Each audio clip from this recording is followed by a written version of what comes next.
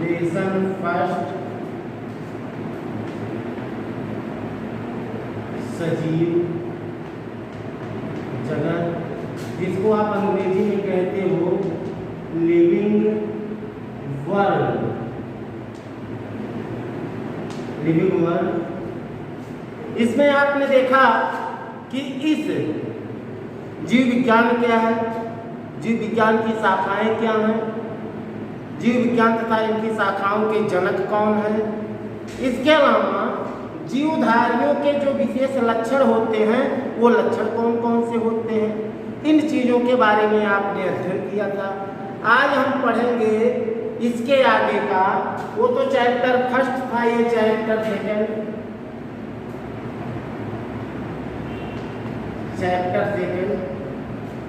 Chapter second में हम देखते हैं, इसमें आता है जैव विविधता। जैव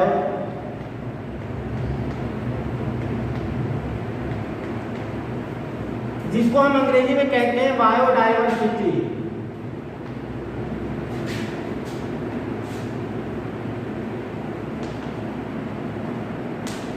बायोडायवर्सिटी, जैव विविधता।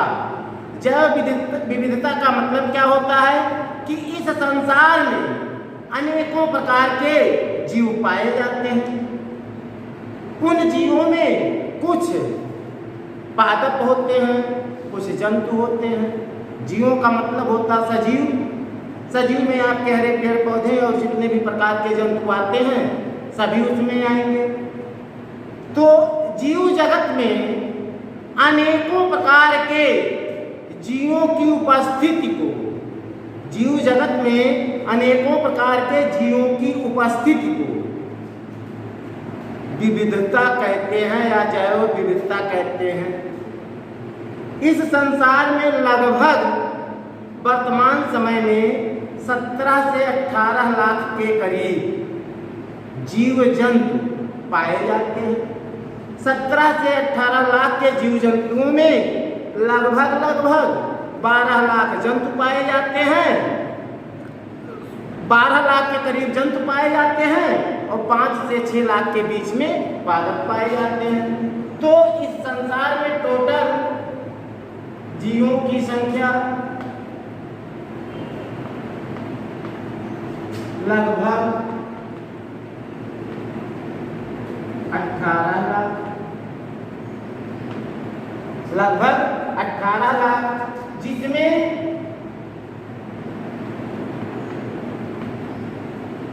जंतुओं की संख्या लगभग 12 लाख, लगभग 12 लाख से 12.5 लाख। उसके अलावा पादपों की संख्या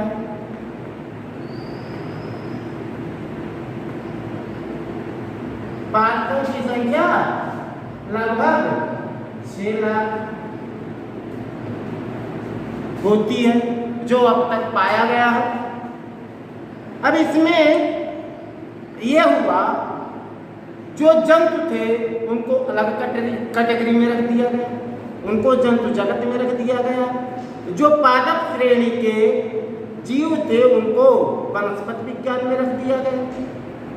तो हम ये देखते हैं कि लगभग जंतुओं की जितनी भी संख्या है लगभग 12 लाख, जंतुओं की जो 12 लाख संख्या है इसमें लगभग 70% कीट है। ये जो जंतुओं की लगभग 12 लाख संख्या है इसमें लगभग 70% छोटे छोटे कीटों की संख्या है। अब ये था तो आपका जैव विविधता, बायोडायवर्सिटी। जीवों में विविधताएं पाई जाती हैं।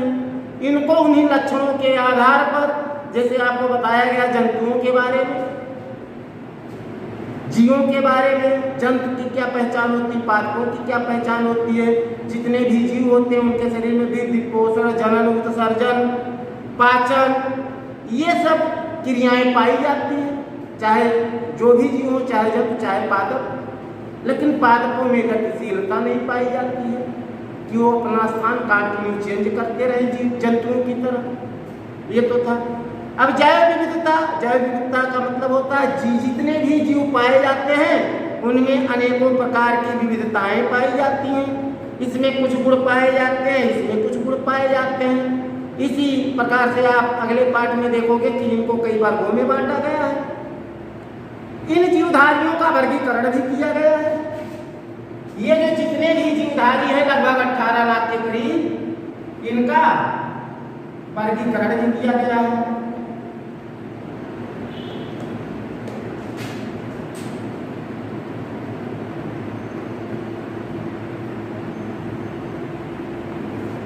जीवधारियों का वर्गीकरण किया गया है।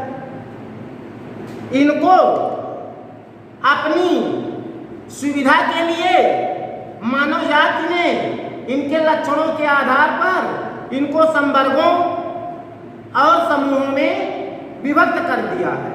समूहों तथा संवर्गों में विभक्त कर दिया गया है। इनके संवर्गों को टैक्सा कहा जाता है। इनके संवर्गों को टैक्सा कहा जाता है। टैक्सा कहा जाता है।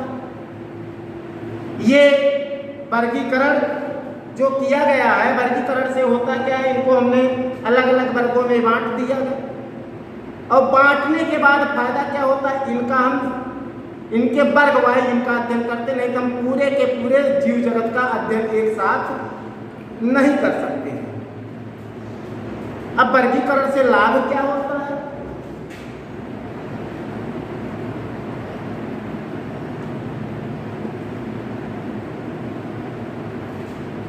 ये जो जंतुओं का जीवों का वर्गीकरण किया गया है, इससे मानव जाति को या मनुष्यों को, वैज्ञानिकों को क्या लाभ होता है?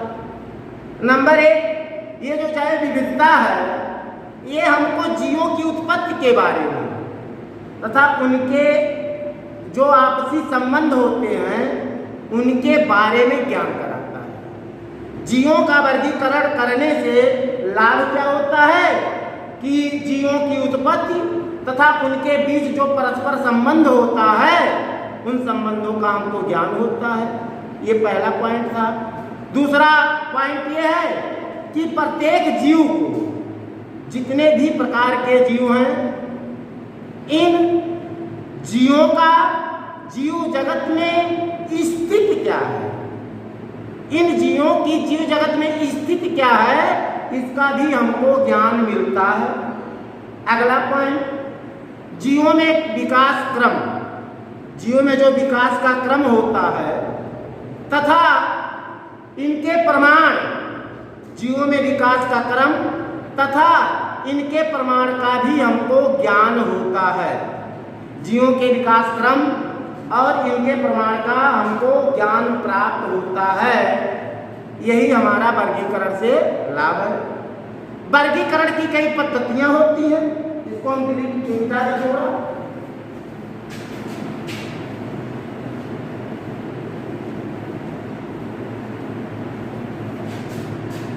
वर्गीकरण की पद्धतियां भी होती हैं।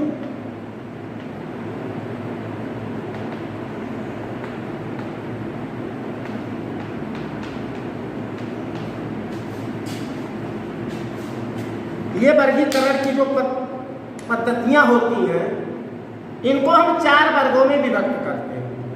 पहला है कृत्रिम पद्धति, जिसको आप आर्टिफिशियल कहते हो, कृत्रिम पद्धति। कृत्रिम पद्धति जो होती है जंतुओं के वर्गीकरण की, इसमें ऐसे लक्षणों पर, ये ऐसे लक्षणों पर आधारित होते हैं जिनका कोई महत्व ही नहीं होता।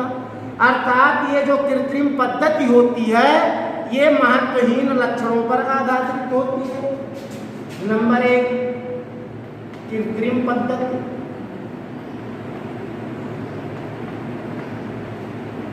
अर्थात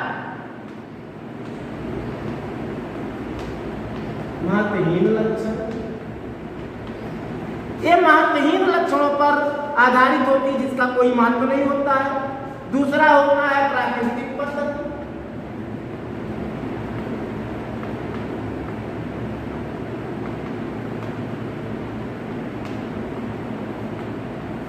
प्राकृतिक पद्धति ये प्रकृति द्वारा प्रदत्त है। ये जो होती है तुलनात्मक लक्षणों पर आधारित होती है, एक जीव की दूसरे जीव से। ये जो तुलनात्मक लक्षण है ये उन पर आधारित होती है। इसको आप लिखोगे तुलनात्मक लक्षणों पर आधारित।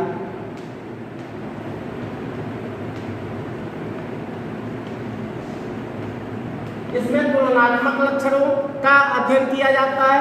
तीसरा हमारा होता है जाति वृत्तीय पद्धति। जाति वृत्तीय पद्धति ये जातियों के विकास क्रम पर आधारित होती है।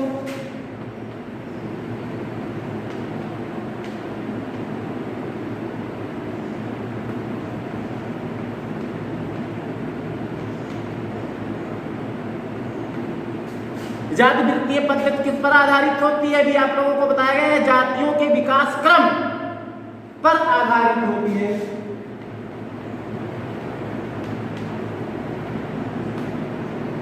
जातियों के विकास क्रम पर आधारित, अर्थात जैसे जैसे जीवधारियों के जातियों का विकास होता है तो उनके हर जो स्टेप बाय स्टेप विकास होता है उसमें टोटल कुछ ना कुछ अंतरे आते जाते हैं। उनके विकास क्रम में कुछ ना कुछ डिफरेंसेज आते जाते हैं। अगला है फेनेटिक पद्धति।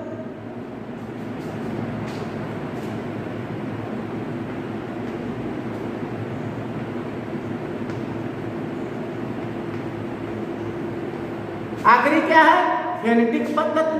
ये संख्यात्मक आंकड़ों पर आधारित होती है। इस पर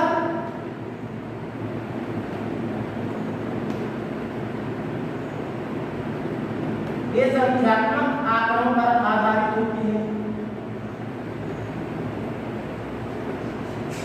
ये तो थी हमारे वर्गीकरण की पद्धतियां।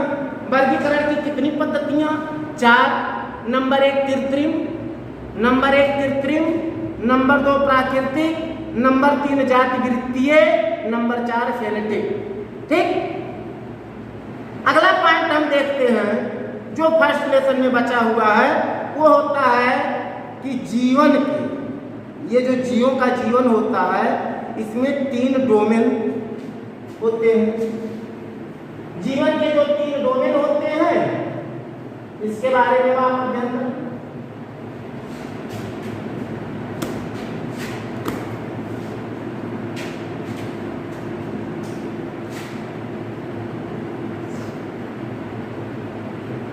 ये जो जीवन के 3 डोमेन होते हैं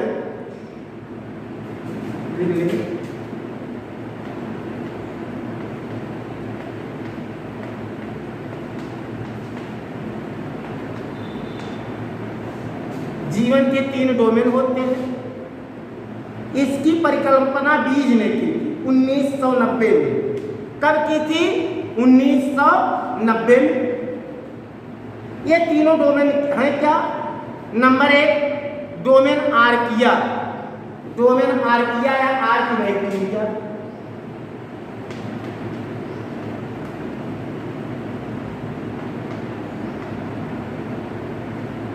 डोमेन आर्किया या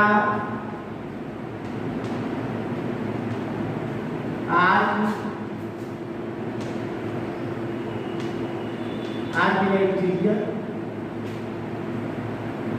डोमेन आर्किया या आर्किबैक्टीरिया, इसमें हम जो अति लघु जीव है अर्थात जिसको आप कहते हो सूक्ष्मतम जीव, ये सूक्ष्मतम जीव जो हैं ये प्रोकैरियोटिक कोशिकाओं के बने होते हैं।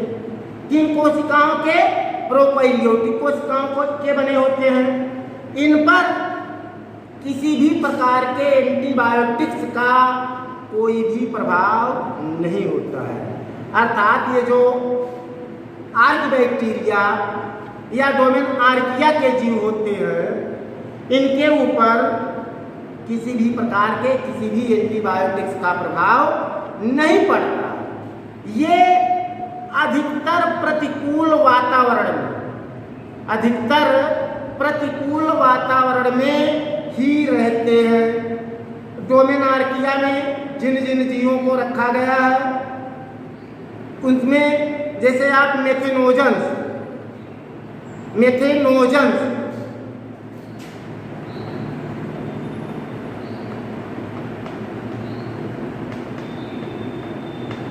आपका मेथेनोजन्स हो गया जो सूक्ष्मतम जीव है। इसके अलावा आप हैलोफाइलस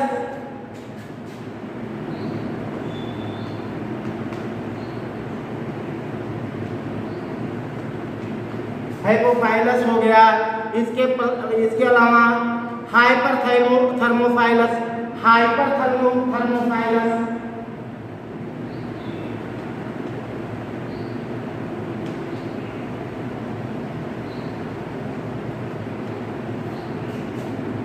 थर्मोफाइलस ये सब जीव जो हैं आपके डोमेन आर्किया में आते हैं। दूसरा डोमेन है वो डोमेन बैक्टीरिया या यू बैक्टीरिया है।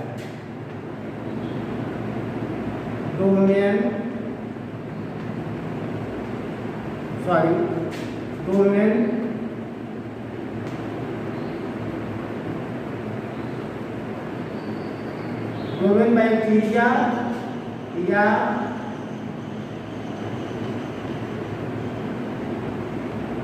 यू बैक्टीरिया, डोमेन बैक्टीरिया या यू बैक्टीरिया।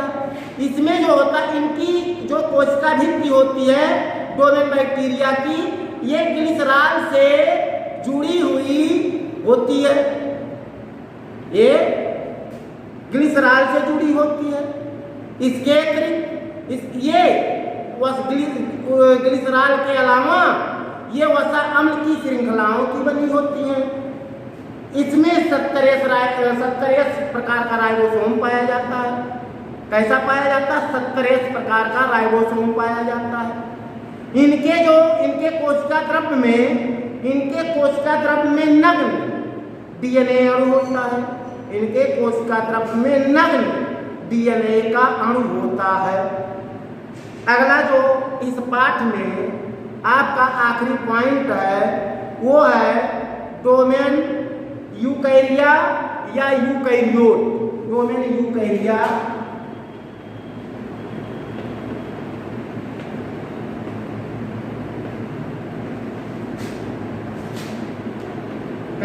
या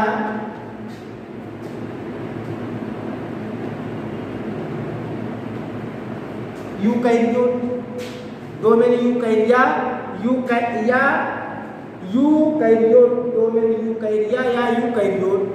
इनकी कोशिका भित्ति जो होती है डोमेन यूकैरिया की, ये प्रोटीन लिपिड प्रोटीन से बनी होती है।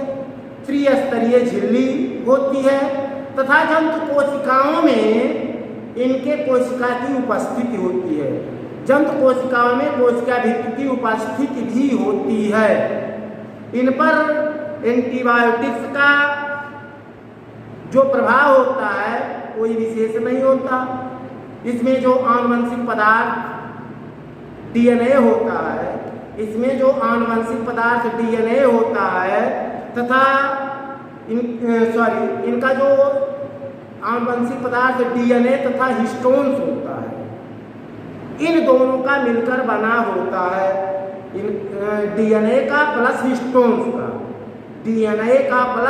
हिस्टोन्स का और इसमें 80 प्रकार के राइबोसोम्स पाए जाते हैं। किस प्रकार के? आपने देखा डोमेन बैक्टीरिया में 70 प्रकार का राइबोसोम पाया जाता है और यूकैरिया या यूकैरियोट में 80 प्रकार का राइबोसोम पाया जाता है। तो कक्षा 11 का लेसन फर्स्ट लगभग समाप्त हो गया है। लेसन 2 अगले